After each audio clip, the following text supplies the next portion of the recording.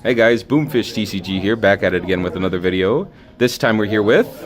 Kanagawa. Okay, and how did you do at the Grand Showdown? Better than I expected. I ended up finishing 7th in Swiss, and then I lost in top 32, but it was just an unfortunate draw. And what was your record at the end of Swiss? 5-2. Okay, that's pretty good. And what did you end up playing? I played Wasteland Dragon. Which is quite surprising. I bet a lot of people weren't expecting that.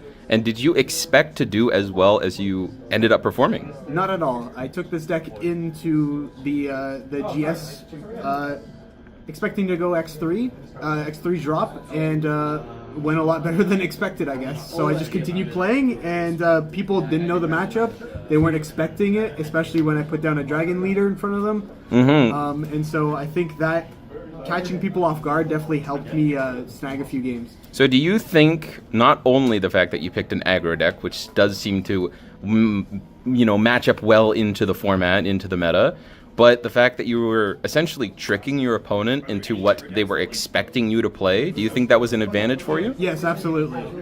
In my last round, round 7, a player I played against, what was it called? Festive Sword, and a player specifically kept a hand with Lyriel and Armor of the Stars in their hand to beat 7 cost, and that did not help him. And do you think people gave you a turn that was advantageous to you when they, let's say, rolled the dice?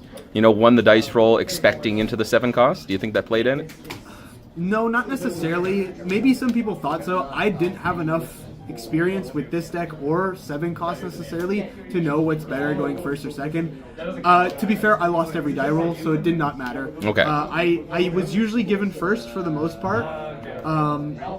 I guess the other decks I played a lot of swords. So if they're evoing a lot, they want that second piece. And I'm fine with going first, especially with this deck and the way it plays. As you were preparing for this tournament, did you put in the time to prepare at all? Were you testing other matchups, perhaps other decks, thinking about playing those, or... 7 cost was clearly the correct play for Dragon. That's definitely the most meta-defining deck of the format. It's pretty ignorant. It gets away with a lot of bullshit, and Burnite is an oppressive card. Yep. For playtesting, no. I really only got to playtest against Abyss because that's just what a lot of my group of friends play. Found out it was a pretty terrible matchup for me. Ooh. It's very rough to play through. Gramarye is an unfair card. Yep, that's true. And so it's very hard for the deck to push for advantage. Also, just like I did play against it in Swiss, and I got beat pretty hard. An Odil just flat out on turn 5 is very hard to deal with. Yeah, that's true. Probably clears my board for the most part, and I can't out it. Yeah. The deck struggles with outing huge bodies like that, especially when they're standing. So yeah, it's a very hard matchup for me. I just have to hope my opponent low rolls, and they just maybe don't see curves or bad mills, and just pray for the most part. All right, so you weren't, throughout testing, you found out that not only as playing through the tournament, it was unfavorable against Abyss, but did it end up being, a choice option against, let's say, 7 cost? Again, I didn't have too much playtesting, but I knew that 7 cost had a bad matchup into most aggro decks, this being either Pixies or Haven Wasteland, Yep. and it struggled. So my hopes was maybe if I can just put enough damage down on the table, and I can see Forte, and maybe they don't have a Gilneas, then I can just win the game flat out. And I did play against one 7 cost player. He ended up misplaying on the last turn. He took an aggressive. To be fair, I don't blame him for the line he took. He just took a very aggressive line. Couldn't kill me, left me with 1 left. Had one health left, and I had no cards in hand. But I had about 7 or 8 aggro pieces still left or storm pieces left in deck that I could have top decked, and then I had more to dig potentially for those pieces. So there was a good chance that I do see a piece and just end up winning, and I ended up top decking a storm piece for game. And just enough damage? What life was he at? He was at 5, and so any Forte Reggie was enough to close out the game. Okay, sounds good. So I did just have enough to close out. So that being said, how was your rounds? What were your matchups? So I played a lot of Thief. Round 1, 2, and 3 were all Thief players. I won round 1 and 2. Round 1, my opponent had no clue what my deck was doing, which was favorable for me. I got to beat him I got to deal a lot of damage to him solely because of his misplays. Yes. Game 2, I high rolled the shit out of my opponent. I was able to get into overflow on turn 4, abusing I got to abuse the new Wasteland card, which I'll show you in a bit. Game 3 was very close. I went for a safer line, not expecting lethal from my opponent, because if I pushed for lethal, I would have been 1 damage short. So I went for a safer line, I tried to clear board, and then go for lethal on the next turn, because I had a combo set up for it, but he was able to push for lethal. He was able to make double boots and hit me for, I think I had 11 damage. He did 11 or so damage, and that was more than enough to close out the game. Round 4, I played 7 cost. This is where I won with 1 health left and a lucky top deck.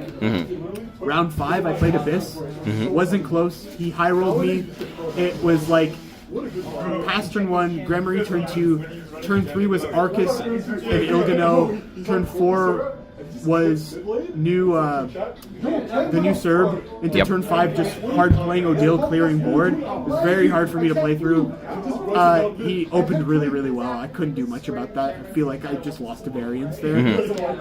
Round 5, no, sorry, that was round 5. Round 6, I played Pixies, another aggro deck. I didn't really know the matchup as I'd only played it once. But the whole time I was just ahead on tempo, and he had to use all of his, most of his tempo or his Pixies to just clear board, because I just kept pushing for damage. His, what's the 6 cost Cynthia? Yes. On his Cynthia turn, he had to use that to clear my board. Which is awful. Yeah, like not what you want to be doing in Pixies, and I got to close out the game going into turn 7. And then my round 7. Round 7. This is where I played against the Festive player. Yep. He thought I was on 7 cost. I wasn't, and I just got to push for damage. I did get, I'd say, a little lucky. He only once saw 1 Jamon, which was favorable for me. But again, he expected to be playing into 7 cost, which he would have just won the game flat out. I mean, he had great tempo turns, but he had the Lyrial, Ed Armor, the Stars in hand, and that just isn't useful against me. I don't care. I just pushed for damage. Yeah, of course. And I was able to close out the game, but it was fairly close. And then top 32? Top 32, I went up against a player known as Boats Don't Sink, a well-known player in the community. He was playing Haven, Wasteland, another aggro. I won the dice roll. I chose to go first. Unluckily, I mulliganed and I didn't see a 1-drop, which I was looking for tempo, especially against that deck, because they have a very strong turn 2, and he saw exactly what he needed. He saw the Vanguard card. That the little soup. 3. Yeah, and then immediately into Lunarian, into Rolla, and it was pretty much over from there. There was a really rough turn where he put a Gene down to clear one of my things to pay 2 health, and I couldn't clear it, so he just got to Evo it the next turn. Oh yeah, that's awful. And it was over from there. Yeah, that's too much. It was not a great hand. Thinking about it, like in hindsight, maybe I should have, like, there may have been lines where I could have played it better, but honestly, he just saw a really, really strong hand, and for me to win that was probably a little unlikely. Yeah. But it is what it is. I'm quite proud of how far I made it with a deck that no one expected. Yeah, 100%. So, yeah, that was my tournament. Well, good to hear. Great performance. Congratulations. And let's get into the deck profile, but first, let's start off by... let's flex that leader, buddy. Yeah, so shout out to Ryan who lent me this. My leader is at home in a deck box. I forgot it.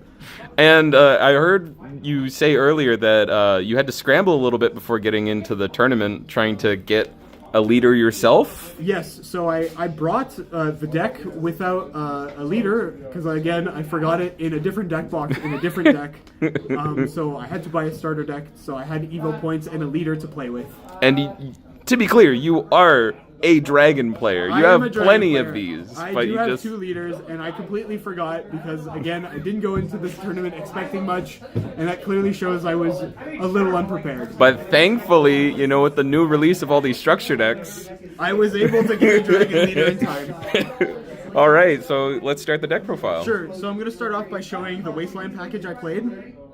So I played 3 Bandit, I played 3 Quixotic. I played 3 Wormkin, 3 Artificer, 3 Wrench Smith, I should say, 3 Lizard, 2 Cook, 3 Lizards, 3 Knurls. This is the new card from set 16, very powerful. And then finally the main boss monster of the deck, which is Reggie, at least from the Wasteland package. So this really is a Wasteland Dragon deck. It's not a tech or anything. This is like 90% of the deck. Yeah, very much is mostly Wasteland cards, and then good supporting cards or cards that can close out the game. The only new card that came out for the deck was Knurl in set 16. This gave the deck a ramp piece. Realistically, this was probably weak enough to come out in set 11 and the deck be fine, but it's nice that it's finally here. This allows you to go up a maximum play point as long as there's a mount on your field. So realistically, it does only cost 2, but this is only happening turn 2 if you play a Wormkin Engineer and they kill it. Other than that, you're most likely playing this on turn 3 or 4. Yes. What this card is really good at doing, though, is just getting you into Overflow faster so that you can Reggie and hit them for a lot of damage. The only thing I'm probably a little unsure of was playing 3 Bandits. This card, when you only see 1 or 2, feels really good, but it does get a little cloggy at 3.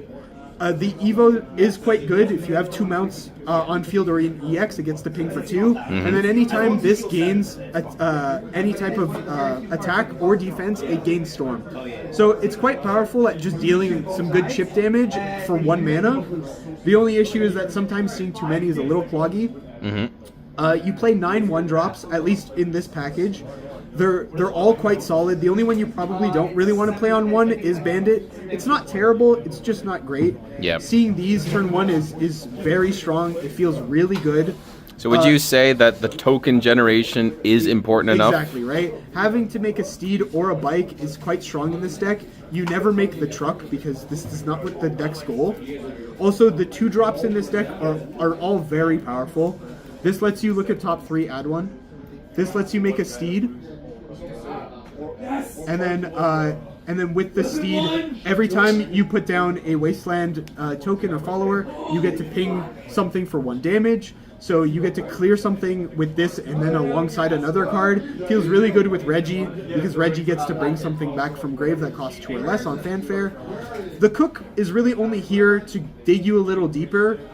The 2 health gain isn't really relevant in this deck. It's just a nice consistency Getting piece. to Evo it and look at top 4 is good. Yeah. Vagabond Lizard's broken. I mean, it's a 2-mana card that makes you 2 tokens.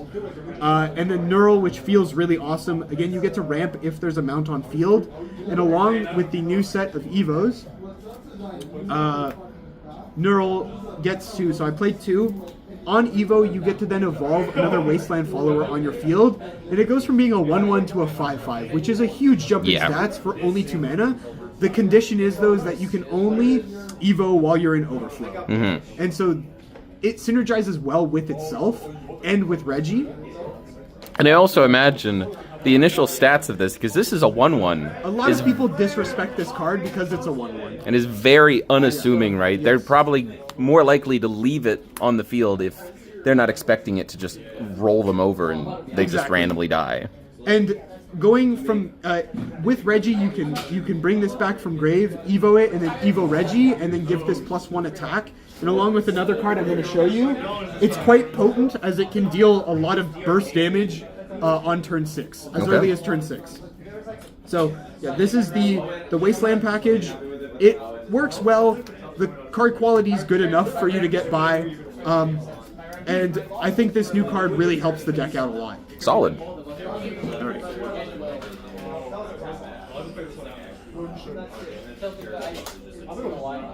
So next up are just good supporting cards that are generically good in the Dragon deck. So this card is incredible. Assault Dragoon is probably one of the best printed cards for Dragon.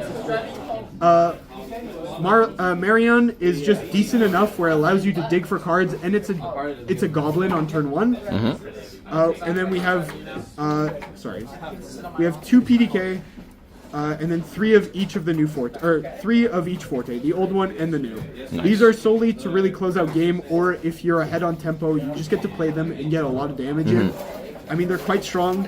I mean, old forte is very, very potent with it gaining aura, and the new one with intimidate can be quite hard for some decks to clear, especially if they just use a lot of rush or to end up clearing for damage. PK is okay. It's not great, but it's a filler card. I wanted to try it. It's a deck I played back in set 4.